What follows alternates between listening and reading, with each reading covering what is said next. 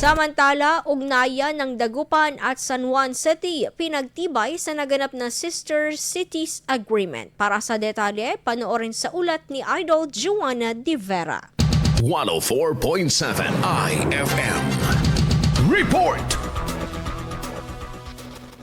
Pinagtibay ang ugnayan ng Dagupan City at San Juan City sa pamamagitan ng isang Sister Cities Agreement na isinagawa kahapon April 30, 2026. Pumirma sa isang kasunduan sina Dagupan City Mayor Belen Fernandez at San Juan City Mayor Francis Zamora bilang tanda ng kanilang nagkakaisang hangarin sa pagpapalawig sa kakayahan na makipagkolaborasyon sa iba't ibang aspekto na makatutulong sa kanilang mga nasasakupan. Isa sa binigyang diin ni Fernandez ang planong pag-angkop sa sektor ng edukasyon, kahandaan sa sakuna at kalusugan na ipinatutupad sa lungsod ng San Juan.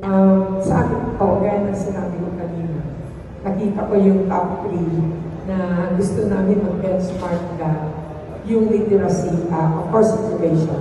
Alam natin ang Dagupan City, meron tayong 5,000, 6,000 na scholars.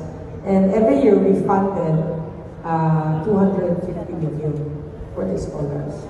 Pero ang nakikita kong kulang ay yung mga nasa elementary grades na sabi ko nga, we need to improve yung literacy sa kanila.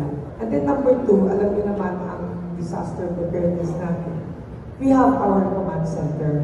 Pero alam niyo may nangyari during the past na yung command center natin ibang nangyari because they bought CCTV camera na hindi adaptable kasi hindi siya outdoor. Thirdly, I think kahit nasa health, no? Alam natin, nag-improve ang mga health services natin. Pero pag tignan mo ang San Juan, mas maganda yung health services natin. So, we have to benchmark. Nais naman ni Mayor Francis Zamora ang pagbuo ng produkto kung saan makikilala ang kanilang lungsod tulad na lamang sa ipinagmamalaking produktong bangus ng Dagupan City. Inaasahan naman ng mas matibay na ugnayan ng parehong lungsod upang mas mapalakas pa ang mga programa, proyekto at aktibidad para sa progreso sa bawat sektor na makatutulong sa kanilang mga nasasakupan. Kasama mula rito sa IFM Dagupan, ito si Idol Joanna De Vera, Tatak IFM. IFM News. IFM News.